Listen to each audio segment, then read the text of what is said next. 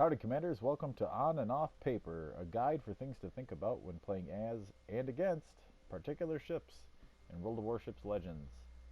I'm Echo Drummer, and today we're taking a look at the Tier 3 French tech tree destroyer, the Bourrasque. Before we get into the ship, we're going to take a look at the commander build that's going to be influencing all of the numbers that we'll be taking a look at. On my Bourrasque, I'm running a level 12 Legendary 1 Philippe Abonneau. His base trait, Powder Keg, increases your main battery HE shell damage, giving you an even better Alpha Strike and DPM than these ships already have. Slot 1, I'm running Subsurface Venture. Yes, you take a slight nerf to the main battery reload, but the 4 knots of speed and 12% torp reload reduction is great. Slot 2, I'm running Fragile Threat. These are pretty thick ships in terms of hit points. You got a lot to play with, so sacrificing a little bit of them for some better detectability is not a bad idea in my book. Slot 3, running Torp Safari. Keep in mind that he is only 12 Legendary 1, so both this and Fragile Threat have room to grow. So the stats you'll see are not final, and they will be even better once Abonneau is leveled up. In slot 4, I actually don't have a skill picked because, Smoke on the Water will do me absolutely no good. And Destroy or Be Destroyed, I'm not the biggest fan of making my main battery accuracy worse. If you felt inclined to take this skill and make the ship even faster, I would suggest taking a high-level Burke as one of your inspiration slots to offset the main battery accuracy nerf. And of course, in Legendary slot, we're running Unstoppable because it's a destroyer and you run Unstoppable. For inspirations, I'm running a 16 Legendary 2 Arabe for the concealment, and a 15 Legendary 2 Azure Lane Atago for the Torp concealment. I understand many of you do not have Azure Lane Atago. She is coming to the store before the end of this update cycle, so keep that in mind. For those of you that want to acquire her, that'll be a way to do it. However, if you don't feel inclined or do not already have Atago, some other suggestions for a second inspiration would be a high-level Vian for that increased incoming shell dispersion you will get shot at in this ship. It's difficult to disengage quickly because you don't have a smoke screen, as we'll talk about more later. So a high-level Vian to decrease the number of shells that are going to hit you in the first place is a great option. A high-level Trubetskoy is another good option, particularly if you are inclined to run Fragile Threat in slot 2. Yes, trading off base starting hit points and reducing your incoming damage are not exactly the same thing, but taking 5 to 6% less damage on a slightly lower health pool is not a bad way to go. As we mentioned, Burke would be a good option. You do use the guns a lot in these. They have a high alpha strike, but not the greatest DPM. It's not quite an accuracy by volume type of ship, so you definitely want to make those shots count, especially if you are going to run Destroy or Be Destroyed in slot 4. That would be probably my top suggestion if you are going to run Destroy or Be Destroyed. And lastly, a fourth option I would say, if you have him, is a high-level Swirsky. You can really double down on concealment if you want to. Make that blue ring even smaller and make this boat an absolute terror. You will outspot basically everything. They will never see you coming. You will alpha strike them and they will die. Next, we're going to take a look at the boat build. Keep in mind that I do have all 3 of the upgrade slots installed: B-hull, torp upgrades, and range modification. For our only available module slot, slot 1, I am running aiming systems because, as I mentioned, that accuracy of the main battery is extremely important with a high alpha strike, but not the greatest DPM. You definitely want to make every shell count. Moving on to the stats. Checking out survivability first, we've got 10,820 hit points. Keep in mind that is with a fragile threat, that's why it ends at kind of a weird number like that. It is second only to the Clemson with a whopping 10,900 hit points. Now, as we mentioned, fragile threat will be going up, which means we'll lose an additional 2.5% of hit points, but still will be the second most at the tier. That 10 millimeters of maximum armor is fairly thin-skinned. Only the Wakeful at Tier 3 has 10 millimeters of armor matching the Bourrasque. Everything else has thicker maximum plating. What this means is that all of these small caliber main batteries that you see on these destroyers down here at tiers 2, 3, and 4 are still going to be able to detonate their HE and do damage to you. So though you have a lot of hit points, you do not have much in the way of armor for protecting those hit points, and rarely will your enemy shatter on you. We'll switch over to actually looking at the boat to talk about a few other things when it comes to survivability. The turrets are well shrouded. If we zoom in here, they have these hoods over them. They're not fully turreted per se, but the main batteries are well hooded or shrouded with these armor encasements. Not fully enclosed. You can see they're off the back there. You can still see part of the guns. Not a full true turret like you'll find at upper tiers, but these are great shrouds. Better than anything else at the tier. Most of the boats at tier 3, even quite a few of them at tier 4, don't even have shrouds, much less full turrets. So relative to the tier, these are very well protected guns. As well as your Alpha and Zulu turrets have these little lips overhanging a little bit of them there, as you can see near the bottom of the screen in this view. So, you know, depending on the shell trajectory and angle of approach, enemy shells might hit that armored lip and not hit your Alpha and Zulu turrets, which will help keep them that much more well protected. Along that same line, there is this little wall here between the Torp turrets. This little wall will probably mean that a single enemy shell is very unlikely to damage and or completely disable both torpedo launchers at the same time. The ship is fairly large in silhouette. If we zoom all the way out here, rotate around, this is a fairly large ship in silhouette for the tier. It is in fact the largest in silhouette by the tier by a considerable margin. Your height off of the water before the deck starts and the maximum height of your deck off of the water is the tallest at the tier. Additionally, your superstructure is huge. You've got 3 relatively large funnels and sort of some superstructure near the rear as well.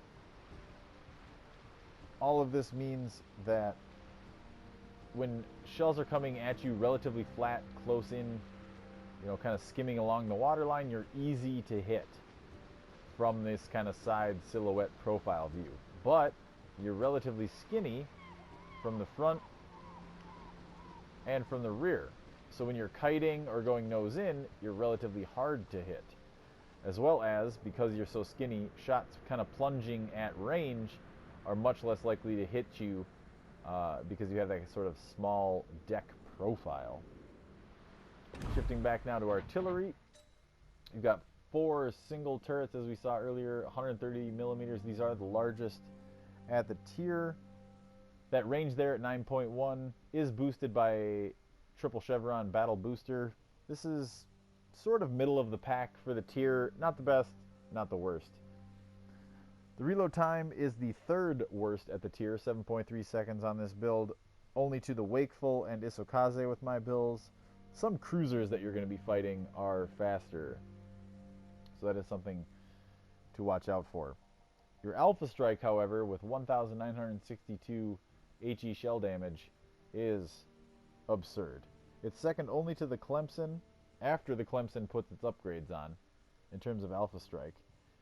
And you're tied for the best HE fire chance at the tier with the Wakeful. So what this means is, in package, your HE shells, I would argue, are the scariest at the tier. Between the second highest Alpha Strike and the second highest HE. Now the DPM is not the greatest because of that slow reload. It's about half that of a Clemson. So what this means is you really can't stand toe-to-toe and trade blows with ships like the Clemson and several others at the tier. It's more about the kind of Alpha Strike initial punch, more like almost like a battleship in that way. The ballistics on these shells are not the best, but they're not the worst. They're fairly floaty, but they are extremely accurate. If you have your aim and lead dialed in, you could definitely make this Alpha Strike type ship hit pretty hard. And that 2300 AP shell damage is nothing to sneeze at. If you catch one of these low-tier cruisers broadside, it doesn't take much. They'll be at the bottom pretty quickly. One of the main balancing things with these guns is the pretty much trash firing angles. As you can see here, the front turrets do not angle to the rear hardly at all, and the rear turrets towards the front are even worse. What this means in practice is that to get all 4 of these guns on target, you have to basically give a flat broadside, and because you're giving flat broadside and you have the largest silhouette at the tier, this is a recipe for high risk but high reward. Keep that in mind. Shifting back to the torps, we'll look at those. This is where, in my opinion, this boat shines the brightest. You got 2 triple torp launchers, both center mounted, that reload every 64 seconds. This is Clemson-esque, so for those of you that were familiar with that boat, it feels much like that. 11,267 damage is pretty hard hitting for the tier, and you will find that you often deal close to that max damage because there's very little torp reduction on the ships that you will be launching these torps at. The range of 8.3 kilometers is the best at the tier, and the speed is the second best at the tier, only to the Wakeful on my builds by a whopping 1 knot. Combine all of that with the 1 kilometer detection influenced by the Azurlane Natago. This gives you a torp reaction time of 6.2 seconds, which is amazing. The battleships at the tier do not have the target acquisition mod in slot 3. There is no slot 3 module slot on these battleships down here at this tier, with the exception of a few premiums, I believe. But for the most part, your tech tree battleships don't have that, which means that 6.2 second reaction is absolutely terrifying, gives them basically no time to get out of the way of these 11,200 plus damage trucks that are the Bourrasque torpedoes. Combine all of that with the relatively narrowish spread of those triple launchers and the fact that these torps stay closely grouped even out at that 8.3 kilometer range means that you're going to be landing quite a few of these torps. It's not infrequent that you land 2, 3, 4, sometimes 5, or even all 6 of the 6 torps. Now these torps are balanced with pretty atrocious angles. We go back to look at the ship real fast. The angles to the front of your torp launchers are not very good. I would describe them as pretty bad. To the rear are considerably better. So when we look at the fact that the front guns fire better to the rear than the rear guns fire to the front, and the fact that the torps fire better to the rear than they do to the front, these two things are signaling to you, captains out there, that this boat definitely wants to be used as a kiting type of boat and fighting a sort of moving away type of retreating fight as it harasses and kites the enemy. One particular thing of note on these torps is that the front torp launcher rotates through the rear and the rear torp launcher rotates through the front. What this means in practice is that sometimes you'll be shooting your main batteries off of one side, the torps will be pointed in that same direction, and then maybe you'll want to snap shoot some torps off the other side because there's a target over there that you want to use them on. And one torp launcher will go the short way around and get there quickly, and the other one will have to go the long way around, making it a little more difficult to kind of snap shoot both launchers in quick succession. Not something that's unworkable. It's definitely fine. It's not that big of a pain, but it is something to consider. It may come up here and there. If we shift back to the stats page on maneuverability, somehow these French destroyers have picked up a reputation of being extremely quick, speed demons.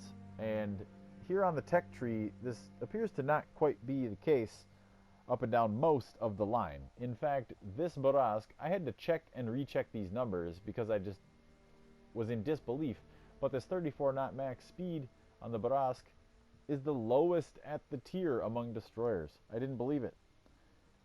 However, where the ship does shine in terms of maneuverability is its acceleration and deceleration. The time to top speed from 0 is 30 seconds, and the time to stop from top speed is 15 seconds, and your time to full reverse from a dead stop is 10 seconds. Keep in mind those numbers are acquired while traveling only in a straight line with no rudder at all at any point. With rudder, obviously, some of those numbers will go up and some of them will go down. You can stop faster, but it'll take you longer to accelerate. However, when talking about acceleration with the rudder on, the ship still accelerates relatively quickly even at a hard over rudder. And you can maintain a 3/4 or even above 3/4 throttle speed even when the rudder is hard over one side or the other. A 3-second rudder shift time is relatively snappy. I rarely find myself wanting for better rudder shift in this ship. You flip it over and it flips right back to neutral really quickly. The 560 turning circle is a bit on the large side, but it's not unmanageable. And again, when you consider that sort of rapid acceleration, rapid deceleration, you can use the sort of start and stop turn to tighten up your turn circle mechanic quite effectively in this boat. If you think back to the Duck of War mode that we had around April Fool's Day, for those that were around during that, this boat, more than any other in the game so far, feels the most like those Duck of War boats. If you remember, those could basically start and stop on a dime and had almost no lag in their, time to top, time to stop. Now, obviously, this Bourrasque is not quite like that, but if you were to compare all the ships to those Duck of War ships, this one is the one that definitely comes the closest. This means that this ship lends itself really well to sort of baiting out shots from your enemy, starting and stopping and dodging them in that way, especially since to get all your guns on target, you have to give a lot of broadside. You definitely want to be on and off the throttle, on and off the throttle, to try to get your enemy to shoot ahead of you, shoot behind you, shoot ahead of you, shoot behind you, etc. Lastly, down to concealment, 4.8 concealment. Again, this will get better as my fragile threat goes up, but it's sort of comparable to a V170 at the tier, and if you're running a double concealment build, there's a very good chance that you're the stealthiest thing at the tier. Your smoke fire penalty of note is 2.2 kilometers. This is because of those 130s. Everything else at the tier has a 2.0 smoke fire penalty. This won't come into play terribly often on this boat because you don't have your own smoke, but it may come up. Half of your guns are positioned forward of the midpoint of the ship, and half of them are positioned to the rear of the midpoint, so you can equally abuse that midpoint concealment mechanic from the front or the rear. The torps are just barely to the rear of that midpoint, so it's a little harder to abuse that in terms of the torp usage and that center point concealment, but it is still doable with both launchers. You are the tallest ship at the tier, as we sort of alluded to several times before. What this means is that you may find it hard to find islands that can block you compared to other ships at the tier. They may be able to use islands to block line of sight that you cannot, but this also does have a upside to it in that if they are behind an island, they may be able to see you, but you might be able to see them as well. They may be so low and close to the water that though you're spotted, they may not be able to shoot you behind that island because they're so close to the water their guns are just hitting the island, whereas you are sitting slightly up above the island and able to shoot kind of down and over it. Lastly, we'll take a look at the consumables. You'll notice the curious lack of smoke screen. This ship doesn't have its own smoke. You're just relying on everyone else's that's floating around out there. But it does have this amazing 20% speed boost. Lasts for 2 minutes. That 171 second cooldown is influenced by that triple chevron combat flag, but normally it's 180 second base. That means with this 20% engine boost on this build, you can get up over 40 knots at tier 3.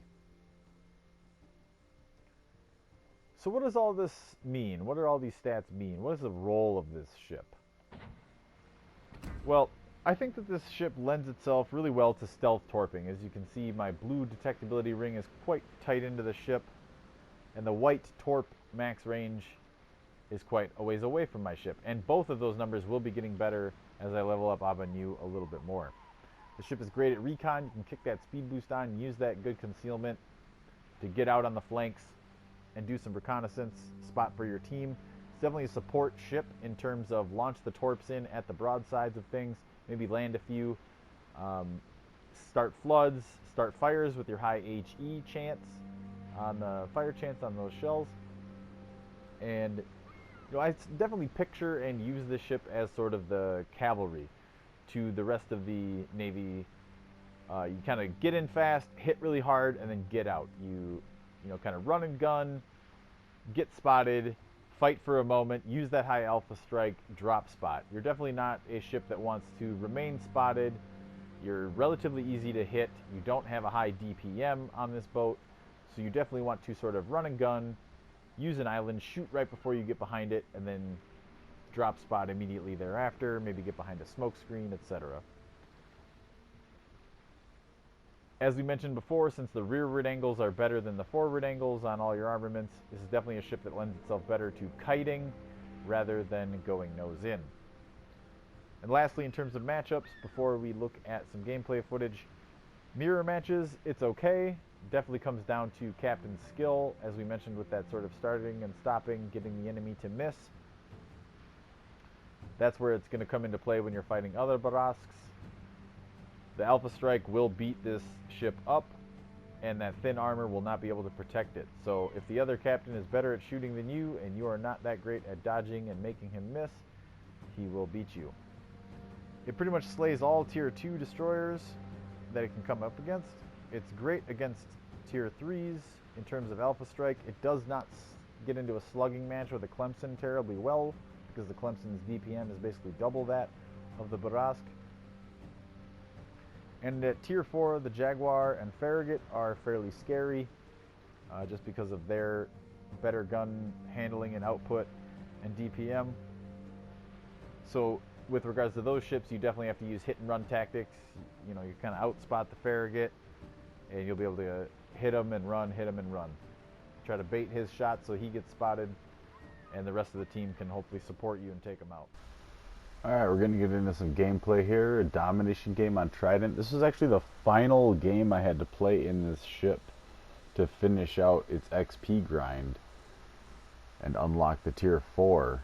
As you can see in the bottom left corner there above the game timer, I'm playing in a division with Terra Wolfpack and DB. A couple guys I play with pretty frequently.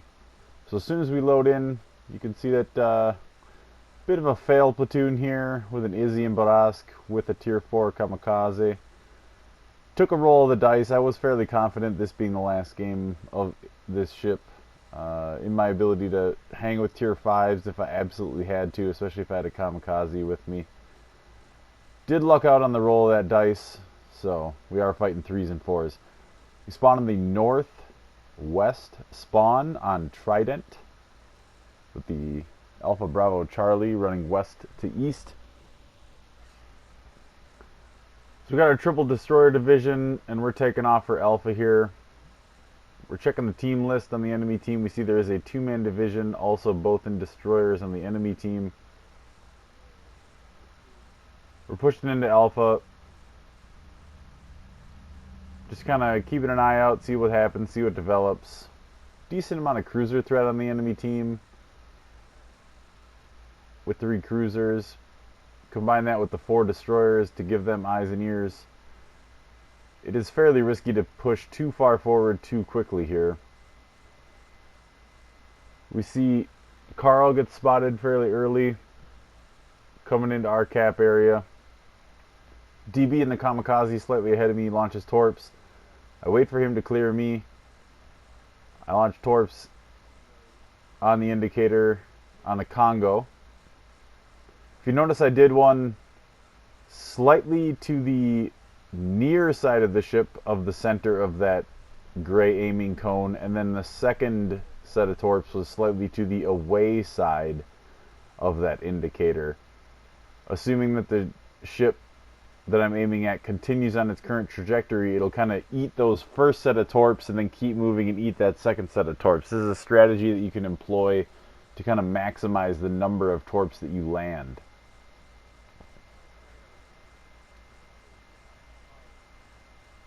I've tried to turn the commentary down a little bit, what was actually being talked about in the game here amongst us, but I did leave it in because in a few spots we can kind of hear each other's crosstalk. There you can see a great example of the Alpha Strike on that Podvoisky. For tier 3 guns, I mean, that was a heck of a hit. Over 1,000 damage in a single salvo on a destroyer at this tier is just absurd. You can see good guy cruiser on our team came in with a good hit. Terra lands a nice couple sets of torps on the Podvoisky there, takes him down. And in not too short order, we've done a great job on this flank. I'm going to pull into DB's smoke here. He dropped some kamikaze smoke for me. It's not the best smoke of the tier, but it's pretty solid. At this distance, you're practically point blank to a Congo. Not quite YOLO territory, but it might as well be. We've got a fire going on him with the guns. That's that great 9% fire chance at work there. Congo takes 3 torps there, as well as a flood. You can hear me calling this out to my teammates in the background, letting them know that the Congo is vulnerable to dots. He's got double fire and a flood. He's going down quickly. He's got no support over here. He's in a really bad way. Almost feel bad for him losing all of his friends. Almost. We get credit for the kill there due to our multiple dots. It stands for damage over time. That'd be your fire and flood ticks. We're going to pull into the Alpha Cap here to secure it.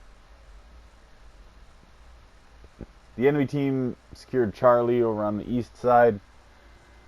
We do have a guy in Bravo and a plane circling to help with spotting in that area as well. So the opening gambit has been completed by both teams. I pull up the strategic map and team list to gather some data. Bit of a breather moment for us here on the western flank as we wrap up capping Alpha. You'll also see me in a moment look at the health of my teammates and division mates. And then our mics will all start lighting up as we begin planning our next moves for the mid phase of the game. And here's a good example. You can see here Terra in the Izyaslav in front of me, how when I don't have my speed boost active is significantly faster than me in a straight line. This is one of the things I didn't quite mention terribly well in the maneuverability section of the port review, is that at any given tier, these French destroyers are probably most vulnerable to being run down by the Soviet destroyers. In a straight line, when the French don't have their speed boosts on, and the Soviets do, those Soviets can definitely run these French destroyers down pretty quickly. DB's going north to provide destroyer spotting up north to our teammates up there. We do have a cruiser up there, as well as the cruiser in Bravo.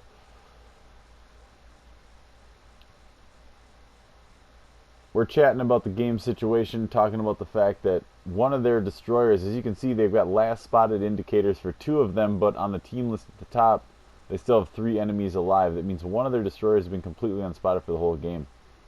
Enemy Omaha pulling into Bravo here from Charlie. Getting a little too close to our friendly cruiser there. We open up on Omaha to reduce the damage he's doing. And you can see there another good salvo on Omaha. You see that Alpha Strike at work again. Yet again, over 1,000 damage in a single salvo. Dougie's going to take the torps there, and Omaha's going to get a flesh wound and high caliber for his efforts. Good on him. Doing what he had to do near the end. He knew he was going to go down. He got his torps off to take Dougie out, give his teammates a better chance. We're tied on ship count. We're up 2 caps to 1, but our lead is slim, though it is growing. This game is still losable, could go in anybody's favor. With over half the game left, there's still too much clock to sit on our laurels. We've still got to be aggressive. This is one thing that a lot of teams kind of fail to do. They fail to recognize that, sure, they may have a lead, maybe they're up a ship or 2 even, maybe they're up a cap, but there's either too much game clock left, or the pieces, if you will, are in bad positions on the game board, and the game is still very losable, or in fact is about to be switched from a lead to a losing situation. Here we see the V-170 that had been unspotted as up until now finally pops up on the map. I was originally going to go into Charlie here and remain quiet and just try to torp the battleship, but I realized that these guys need my Alpha Strike help here. So I'm actually going to intentionally keep the throttle up to keep maneuverability in case anybody decides to shift guns at me. But I wait until that island indicator, that, you know, you're about to beach indicator, collision imminent, and then I slam the brakes on and sort of intentionally beach just in order to keep my guns going at that DD as long as I could without going through this gap where I had originally been pointed. So that was a sort of, you know, some people call it tactical beaching, intentional beaching, where you're kind of doing one thing and then the situation changes rapidly and you have to intentionally beach in order to respond to that situation. During that last exchange, we could also see an example of the higher floatier shell arcs of the French DDs compared to the Iziaslav's rail guns. He was only a kilometer closer than me, but his shells were much closer to the water than my shell arcs. I thought this Arkansas was going to turn in towards me when I launched these torps, but instead he turned away, so there's no way they're going to hit. The other two DDs are still floating around out there. We're up on points a little bit more now just because we've had the 2-to-1 cap lead and now they're not getting any points from Charlie. So there you can hear me tell the teammates that I'm going to hold my fire. The reason I'm not shooting here is I don't want Acosta to reset me. If I lose one or both of my teammates, this game could very well come down to caps and points, and we need to get this Charlie cap as quickly as possible. And in order to do that, I can't get reset. To avoid getting reset, I'm going to hold my fire here. Acosta smokes up, and now we're going to use this smoke against him. I don't have smoke, but there's still smoke on the map. I can use it against you. And I'm telling my teammates that, so I'm going to try to keep the smoke between me and the Acosta, and me and the battleship for that matter. My teammates are spotting Acosta, and I'm shooting at Acosta. We're over 50,000 damage already. Still 3 ships, including a mostly full health Arkansas on the board. And you can see that for the tier, this ship is just able to crank out the damage. V-170 does take Terra down, unfortunately. And in quick order, we retaliate on the Reds and take one of their teammates down. We're tied on ships. Arkansas is worth more points than us as a destroyer, but we're also up 3 caps to none. We've got a 250 some odd point lead, and that's growing very rapidly. You can see the points ticking up there quickly. And now this Arkansas is in a bad way. He's got 6 torps from a kamikaze coming every 30 some odd seconds, and 6 torps from me that hit like an absolute truck every 60 seconds. And we're at sort of a L-shape ambush to him. If you look directly off my stern is where the Arkansas is, and then directly off the Arkansas's bow is where DB is in the kamikaze. So he's in a bit of an L-shape ambush, so he can't really angle to both of our torps at once. If he turns in to dodge one of our torps, he's going to take the torps in the broadside from the other of us. You can see there we land 2 torps, get a flood, get high caliber. High caliber is a medal that I got more often than not in this ship. Well over half the games. I think of the 8 or 9 I played in this ship, I got high caliber 5 or 6 times. And that's largely due to the torps and then also the high alpha strike. Land a lot of fires, especially on ships that have damage con floods, so you tend to rack up the damage pretty quickly.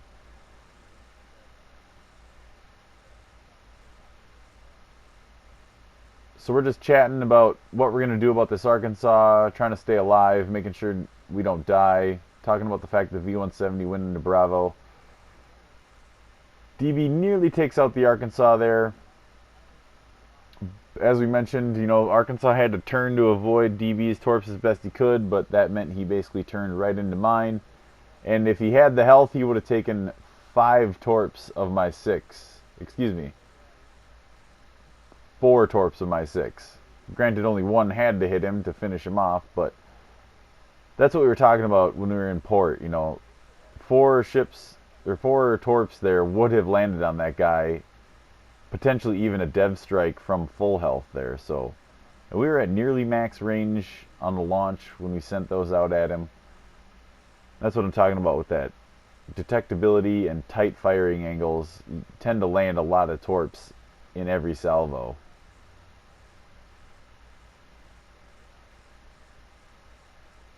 Now we're just chatting about what this V-170 is possibly doing, where he might be, and then we see that he's flipping Charlie.